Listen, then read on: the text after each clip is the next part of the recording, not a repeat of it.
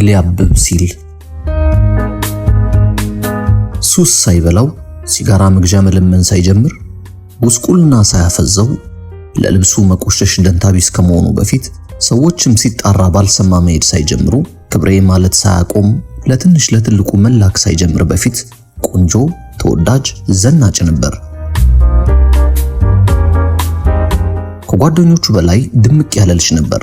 ቆንጆ አማርጦ ይሰክስም ነበር።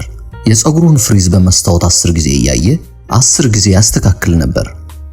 ህልመኛ ነበር። እንደ ሁሉም ወጣት ሀብታም መሆን፣ አዋቂ መሆን፣ ቤተሰቦቹን የመርዳት ህልም ነበረው። የተንሸዋረረ አራዳነት አሳስቶት የለኮሳት ሲጋራ፣ ለሳቅ ብሎ የተጎነጫት አረቄ፣ ለሙድ ብሎ የቀነጠሳት የጫት ቅጠል ስትደጋገም አፈዘዘችው።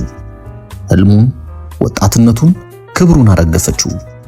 ማንም ብርቱ ነኝ ቢል ታግሎ የማያስመልሳትን ወጣትነቱን ለማያውቀው ጣዖት እየሰዋ ነው።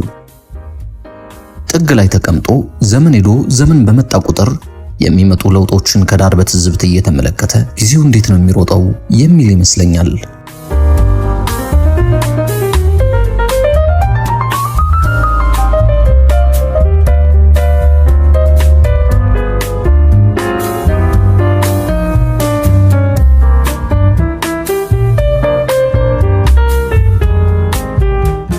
ፈጣሪም ለማን ያሙታል?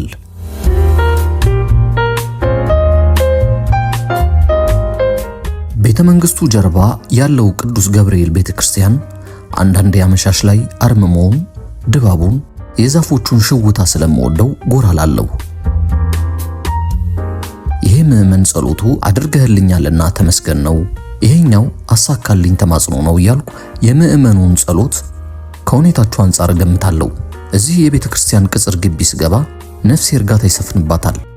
ሁልጊዜ ስመጣ የምቀመጥበት ደረጃ ላይ ቁጭ ባልኩበት እማማ ጀማነሽ መጡ። ልጃቸው ከሞተባቸው 4 ቀን ሆኗቸዋል።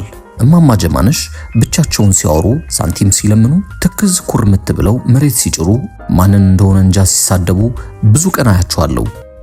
ሳንቲም ሙዳየ ምጽዋት ውስጥ ሲከቱም ተመልክቼ ያውቃለሁ። ይለምናሉ።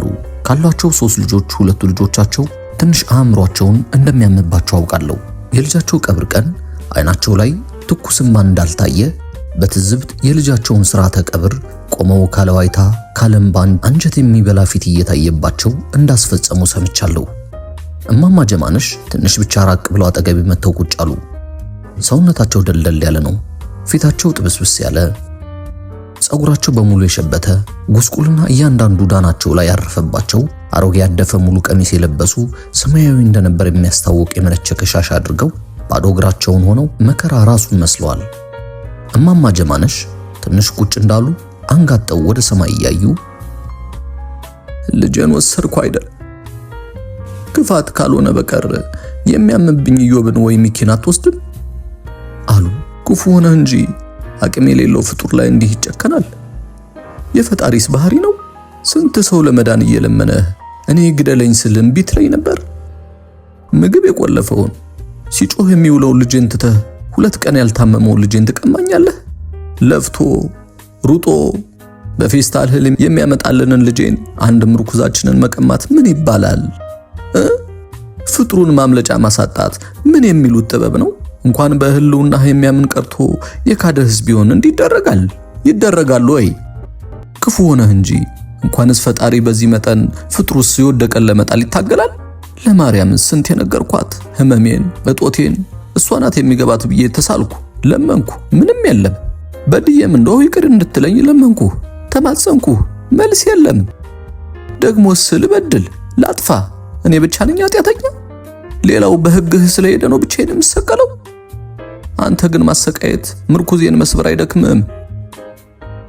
ከዚህ በላይ የሚናገሩትን ቁጭ ብሎ ለመስማት ፈጣሪን ራሱን መሆን ሳያስፈልግ አይቀርም። ጌታዬ አንተ ግን እኔ እንደሰማቸው ስትሰማቸው ምን ብለ ይሆን?